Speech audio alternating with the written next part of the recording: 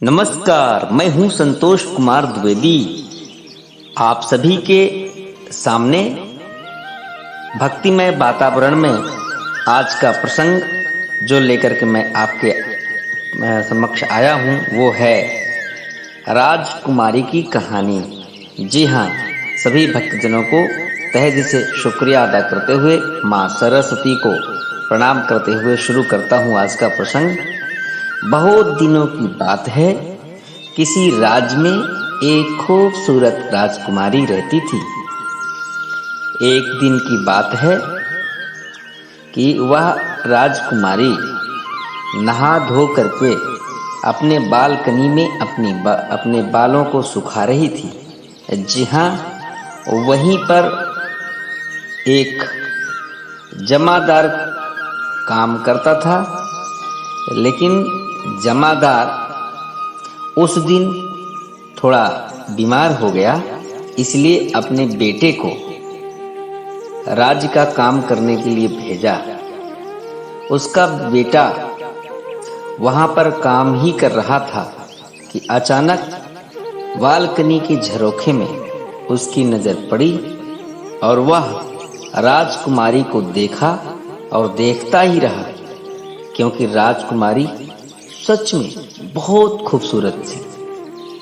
ऐसे लग रहा था जैसे मानव स्वर्गलोक से परी नीचे उतर आई और उस युवक का मन उस पर लग गया। वो निरंतर उसे देखता रहा। जब कई घंटों तक उसको लगातार देखता रहा, अचानक राजकुमारी की नजर उस युवक पर पड़ी। जैसे ही राजकुमारी ने उस युवक को देखा, वह युवक डर कर भाग गया, क्योंकि उसे ऐसा लगा कि राजकुमारी ने हमें देख लिया है, ना जाने क्या राजा से हमें दंड दिलवाएंगी। यह सोच करके वह काम करने के बाद अपने घर चला गया। इधर राजकुमारी ने अपने नौकरों के जरिए उस जमादार के बेटे को बुलवाया। नौकर गए, जमादार के बेटे को लेकर के आए। राजकुमारी ने अपने सामने उससे कहा, तुम मेरे को एकटक दृष्टि से क्यों देख रहे थे? सच्ची बताओ। जमादार का लड़का कहा, रानी मैं सच्ची तो बताऊंगा राजकुमारी, लेकिन आप हमें वचन दो कि आप हमें कोई सजा नहीं दोगी। राजकुमारी ने कहा, हम आपको वचन देते हैं, हम आपको कोई भी सजा नहीं देंगे। युवक ने कहा, जैसे ही हम आपको देखे तो आप मुझे बहुत अच्छी लगी, और इतनी अच्छी लगी कि मैं चाहकर भी अपनी नजरें आपसे हटा नहीं पाया, और मन में ख्याल आया कि काश यदि आप हमारी पत्नी होती तो कितना बढ़िया होता। राजकुमारी ने कहा, अच्छा ये बात है, तो हमारी एक शर्त है, यदि तुम उसे पूरा कर दोगे तो मैं तुमसे विवाह कर लूंगी। युवक ने कहा, आपके लिए तो मैं हर शर्त पूरा करने के लिए तैयार हूं। राजकुमारी ने कहा, तो जाओ जंगल में बरगद पेड़ के नीचे 3 दिन तक बिना कुछ खाए पिए राम नाम का रट लगा लो। राम नाम की धुन लगाओ, और धुन ऐसी होनी चाहिए कि तुम्हारी सांसें ना टूटें, लगातार होनी चाहिए। यदि तुम ऐसा करने में सक्षम हो जाओगे तो मैं तुमसे विवाह कर लूंगी। उस युवक ने कहा, जैसी आपकी इच्छा, मैं अवश्य इस परीक्षा में पास होऊंगा। यह कह करके वह जमादार का युवक अपने घर गया, अपने माता पिता से प्रणाम करके और जंगल में पहुंचा।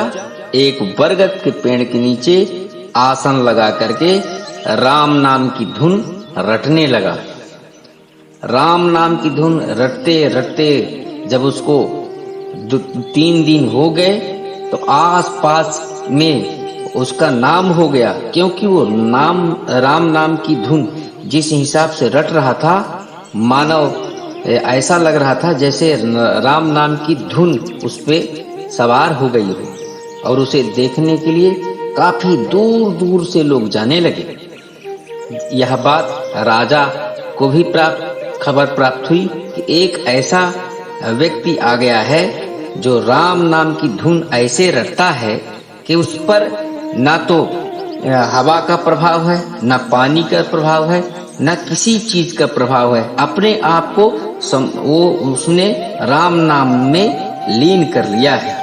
तो सभी लोग देखने जा रहे हैं। तो राजा ने कहा अपनी पुत्री को बुला के कि चलो हम भी उसे देखते हैं, ऐसा कौन दिव्य व्यक्ति प्रकट हो गया है इस धरती पर। यह सोच करके राजकुमारी को साथ में लेकर के राजा उसे देखने के लिए गया और लोग उसको कई प्रकार से उसकी आराधना को भंग करने का प्रयास कर रहे थे, किंतु वो ऐसा राम नाम में लीन हुआ कि उस पे किसी भी प्रकार का कोई भी फर्क नहीं पड़ा। यह देख करके सब आश्चर्यचकित हो गए। इसके बाद राजा देखा और कहा चलो बेटी अब यहाँ से चलते हैं। तो बेटी ने कहा आप जाइए, मैं थोड़ी देर बाद आती हूँ। यह कह करके राजकुमारी उसके पास गई और उसके कान के पास आकर बोला, मैं राजकुमारी हूँ, तुम मेरी परीक्षा में पास हो गए हो, आंखें खोलो, मैं तुमसे विवाह करने के लिए तैयार हूँ। इतना कहते ही उस युवक ने आंखें खोला और बोला, राजकुमारी जी अब मैं आपसे विवाह नहीं करूँगा।